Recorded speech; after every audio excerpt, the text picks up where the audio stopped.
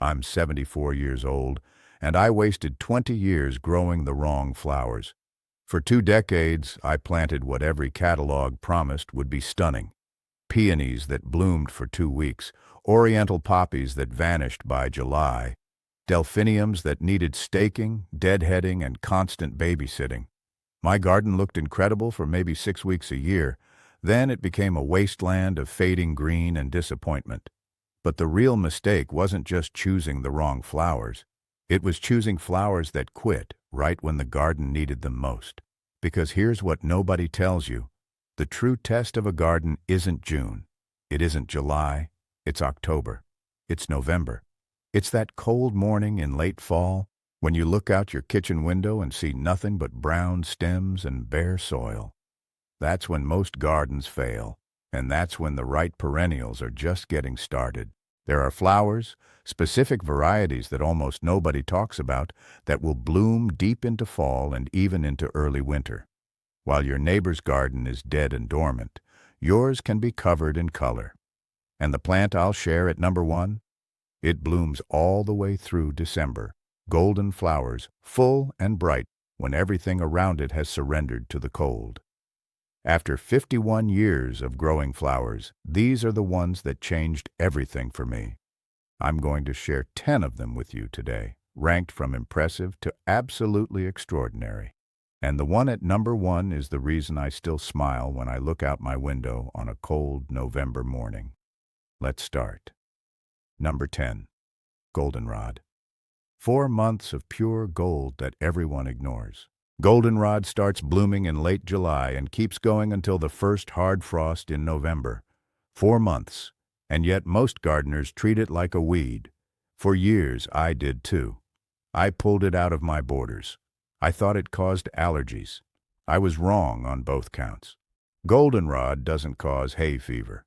That's ragweed, which blooms at the same time and gets goldenrod blamed for its sins. The variety Fireworks is the one you want. It produces arching sprays of golden yellow flowers that look like tiny firework explosions. The plant grows about 3 to 4 feet tall and spreads slowly to form dense clumps. Here's what surprised me most. In late October, when almost everything else in my garden had stopped blooming, Fireworks goldenrod was still covered in bright yellow flowers. Butterflies were still visiting. Bees were still working the blooms. It was the last buffet before winter, and goldenrod was serving. Planted in full sun, about 2 feet apart. It tolerates poor soil, drought, and neglect. Don't fertilize it. Rich soil makes it floppy. Give it lean conditions, and it stands strong.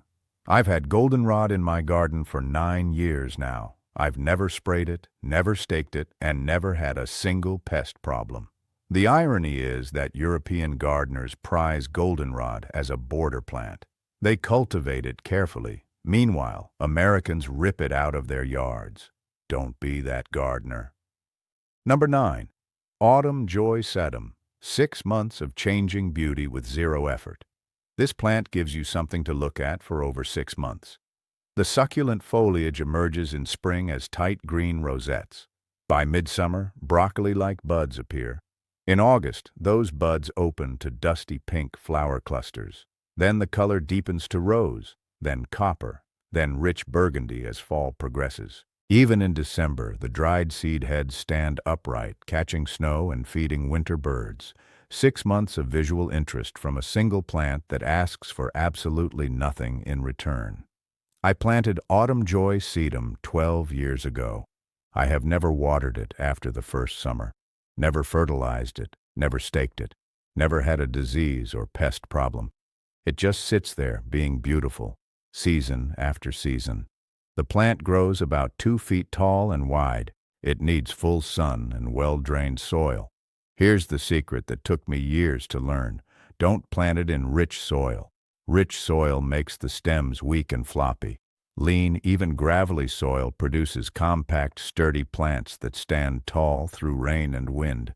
Butterflies absolutely mob the flowers in September and October. I've counted 8 different species on a single plant in one afternoon.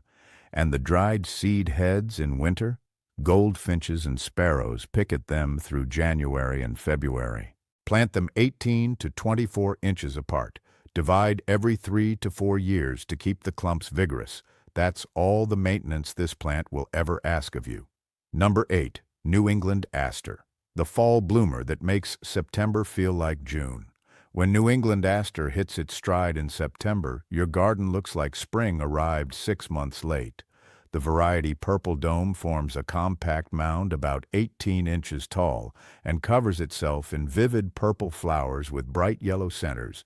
It blooms from September through November, giving you nearly 3 months of intense fall color. I ignored asters for years. The ones I'd tried before were tall, floppy, mildewed disasters. Then a gardening friend gave me a Purple Dome division and said, "Just try it." I planted it in a neglected corner and forgot about it until September, when a burst of deep purple stopped me in my tracks. These are native wildflowers. They evolved in North American meadows and prairies. They don't need pampering, full sun, average soil, and occasional water during drought. That's the entire care regimen. They're naturally resistant to the powdery mildew that plagues other aster varieties, and they don't get tall and leggy like their cousins. But here's what makes New England aster truly special for a fall garden. When you look at your borders in October and most perennials have given up, these plants are at peak bloom. Migrating monarch butterflies depend on late-blooming asters as refueling stations during their journey south. I've watched monarchs linger on my asters for 20 minutes at a time, fueling up for the long flight. Plant them 2 feet apart in full sun. They'll tolerate partial shade but bloom less. After 3 years, you'll have dense mounds that need no staking, no deadheading, and no spraying. Number 7. Japanese anemone. Elegant late-season flowers on tall, swaying stems. Japanese anemone blooms from late August through October. 2 to 3 months of delicate, saucer-shaped flowers held on wiry stems 3 to 4 feet tall, swaying in the slightest breeze like living decorations. The variety Honorine Joubert produces pure white flowers with bright yellow centers. It was discovered in France in 1858 and has been a garden staple ever since. There's a reason a flower stays popular for over 160 years. It delivers. I planted Honorine Joubert 8 years ago in a spot with morning sun and afternoon shade. The first year it barely bloomed. The second year, a modest show. By the third year it was stunning. This is a plant that rewards patience. Give it time to settle in, and it will become one of the most beautiful things in your fall garden. The flowers appear when the garden is winding down. While summer perennials are fading and fall hasn't fully kicked in, Japanese anemone bridges that gap with effortless grace. Bees visit the flowers regularly. The wiry stems bounce when a bee lands, which is charming to watch. Planted in partial shade to full sun, it prefers rich, moist soil, but tolerates average conditions once established. Space plants 18 to 24 inches apart. It spreads by underground runners, so give it room. Some gardeners consider this a drawback. I consider it free plants. One more thing, it's deer resistant. In my garden, deer browse everything, but they walk right past the Japanese anemones without a second glance. Number 6, toad lily. Exotic orchid-like blooms in the shade when nothing else flowers. Most shade plants bloom in spring and finish by summer. Then you're left with green foliage and not much else until the leaves fall. Toad lily changes that completely. It blooms from late September through November, producing tiny orchid-like flowers covered in purple spots on arching stems. I discovered toad lily by accident at a botanical garden in October. I saw these incredible spotted flowers in a shady border and thought someone had planted a tropical orchid outside. The guide told me it was a fully hardy perennial that blooms every fall with zero effort.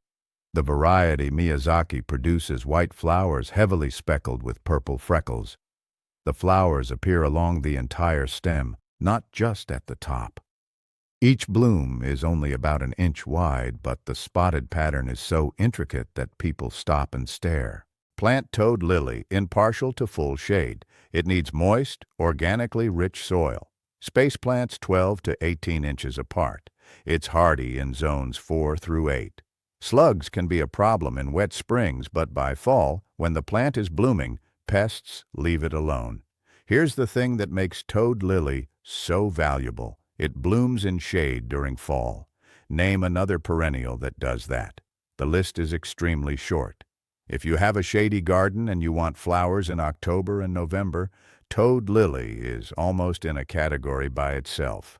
I planted it along a woodland path where I walk every morning. In October, those spotted flowers greet me like tiny jewels hanging from the stems. It's become one of my favorite fall rituals. Number 5. Hardy chrysanthemum. 3 months of unstoppable autumn color. Not the grocery store mums that die after one season. I'm talking about true hardy chrysanthemums, the kind that come back year after year and bloom from September through December. The Mammoth series is what changed my mind about mums. These plants form 3-foot mounds that cover themselves in daisy-like flowers. Mammoth red daisy produces deep red blooms. Mammoth coral daisy offers warm coral tones. They start blooming in early September and continue until temperatures stay consistently below freezing. I planted grocery store mums for years. They'd bloom for a few weeks, then die over winter. Every spring, I'd buy new ones. Waste of money, waste of time. When I switched to the Mammoth series 9 years ago, everything changed. Those original plants are still growing, still blooming, and getting bigger every year. Here's the trick nobody tells you about hardy mums. Pinch them back by half in late June. This delays blooming by a few weeks, but produces bushier, more compact plants with 3 times the flowers. I pinch mine on the longest day of the year as a reminder. The result is plants so covered in flowers that you can barely see the foliage underneath. Plant hardy mums in full sun, 18 to 24 inches apart. They prefer well-drained soil. Water deeply once a week during dry spells. After the first hard freeze, mulch around the base with a few inches of shredded leaves. This protects the roots through winter. The Mammoth series was developed to survive cold winters. They're hardy in zones 3 through 9. That covers most of the country. They're also naturally resistant to most diseases that plague other chrysanthemums. Number 4. Mexican bush sage. Velvet purple spikes from late summer until frost. Mexican bush sage produces some of the most beautiful flower spikes in the plant world. Fuzzy, velvety purple and white blooms on arching stems that can reach 4 to 5 feet tall. It starts blooming in late August and keeps going until frost, sometimes into December in mild climates. The texture of these flowers is unlike anything else in the garden. They're soft, almost felt-like. Children want to touch them. Adults want to touch them. Every visitor to my garden asks about this plant when it's in bloom. I first saw Mexican bush sage at a public garden in October and couldn't believe it was still blooming so vigorously that late in the season. The plant was enormous, covered in purple spikes, with bees and butterflies working every flower. I bought one the next day. It's hardy in zones 8 through 11 as a true perennial. In colder zones, you can grow it as an annual or bring it inside for winter. In my Zone 7 garden, it comes back reliably with heavy mulching, planted in full sun, giving it 3 to 4 feet of space. It gets big. It likes well-drained soil and is surprisingly drought-tolerant once established. Don't fertilize it. Like many long-blooming plants, rich soil produces leaves at the expense of flowers. Here's what makes Mexican bush sage irreplaceable: the blooming window. When every other plant in the garden is slowing down, this one is peaking. Those velvety purple spikes against the golden light of an October afternoon is one of the most beautiful things I've seen in 51 years of gardening. Migrating butterflies and late-season hummingbirds treat it as a critical food source. Number 3. Helenium. Sneezeweed that makes your fall garden explode with warm color. Don't let the common name scare you. Helenium doesn't cause sneezing. That's a myth. Just like goldenrod causing allergies. What helenium actually does is produce masses of warm-toned daisy-like flowers in shades of red, orange, copper, and yellow from late July through October. 3 months of autumn fire. The variety Mardi Gras is my favorite. The flowers open in shades of red and orange with yellow edges, and the colors shift as the blooms age. A single plant can display 4 or 5 different color tones at the same time, which is where it gets its party name. I planted Mardi Gras helenium 7 years ago in a sunny border. The first summer, it bloomed modestly. By year 3, each plant was 3 to 4 feet tall and produced hundreds of flowers. In September and October, the warm color display is so intense that people slow down driving past my garden. Here's the care trick. Pinch helenium back by half in late May or early June. This produces shorter, bushier plants that don't need staking and carry more flower buds. If you skip this pinch, plants get tall and floppy and need support. Plant helenium in full sun, 18 to 24 inches apart. It prefers consistently moist soil, which makes it different from most of the drought-tolerant plants on this list. Don't let it dry out completely. Water during dry spells for the best bloom. Helenium is native to North American meadows and wetlands. It evolved alongside goldenrod and asters to provide continuous fall color.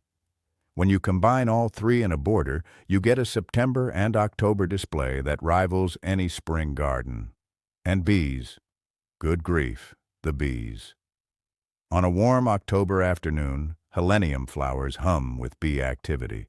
They're a critical late-season pollen source when bees are building their winter food stores.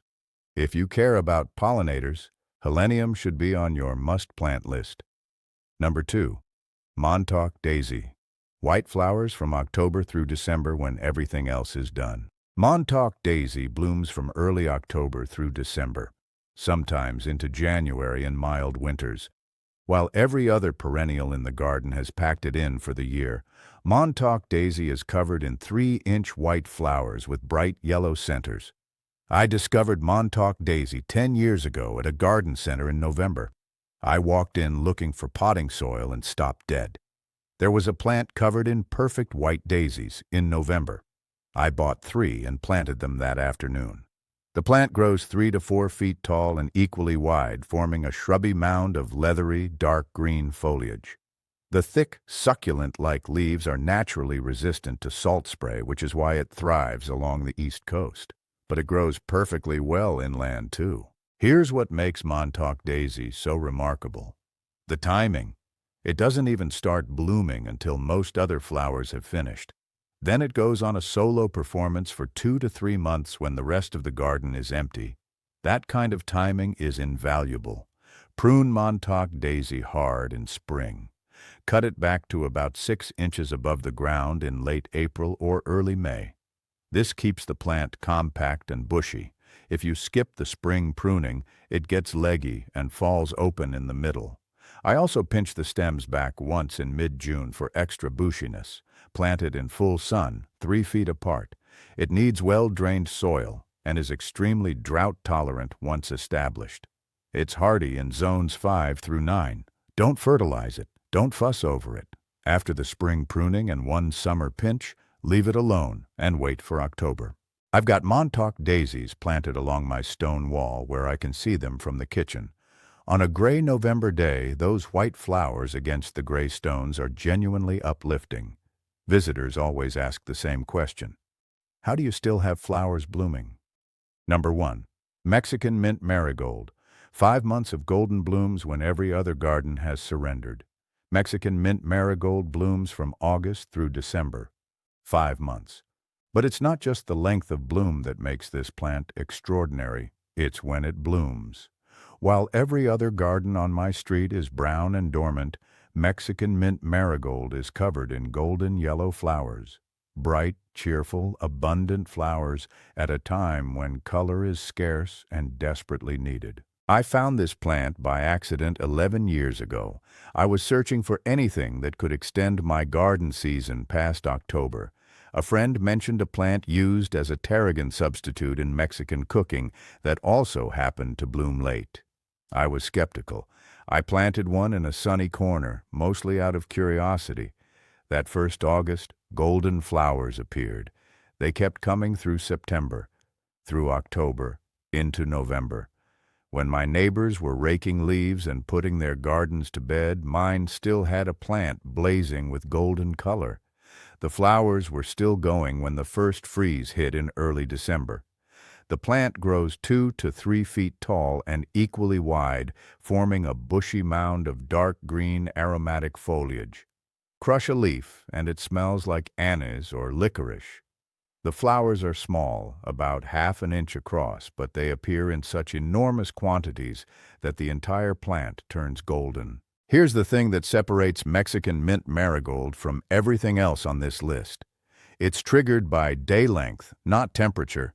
It starts blooming when days get shorter in late summer. This is why it blooms so late. Don't expect flowers in June or July. Expect them starting in August and continuing until hard frost. The foliage is edible. It's a genuine culinary herb, used as a substitute for French tarragon with a similar anise flavor. I harvest leaves throughout the summer for salads and cooking.